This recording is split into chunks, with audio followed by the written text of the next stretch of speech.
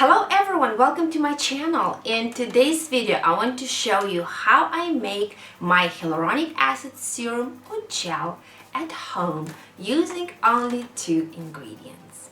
Hyaluronic acid is used with the purpose to rejuvenate the skin, to tighten it and to restore its elasticity. Because over the years, the amount of fluid in our skin decreases significantly and the synthesis of natural hyaluronic acid slows down. It causes the appearance of fine lines and wrinkles, flabbiness of the skin, and dryness. That is when we should start adding products that contain hyaluronic acid into our skin care routine. There's plenty of different products on the market today, but I will show you very easy way how you can make it yourself. So let me show you the ingredients, let me show you how to make it, and then I will tell you how to use it.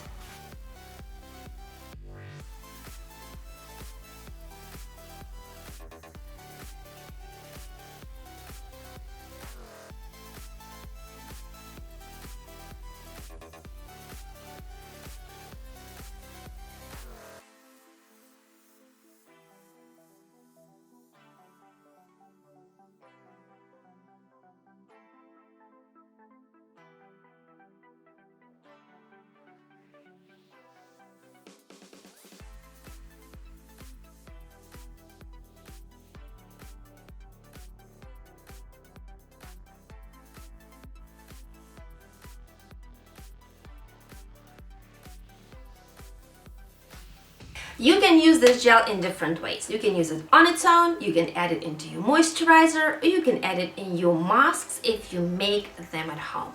If you use it just on its own, apply it on your clean skin, on your neck or your décolletage area. Don't forget your beautiful hands.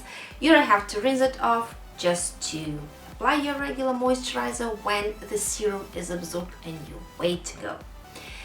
If you do not want to use it on your whole face, just apply it on your problem areas. If you see any kind of wrinkles under your eyes or small crow's feet or wrinkles on your forehead or in between eyes, you can just apply on these areas and it will work its magic. There's a couple of things you need to know when you make the serum and when you use it.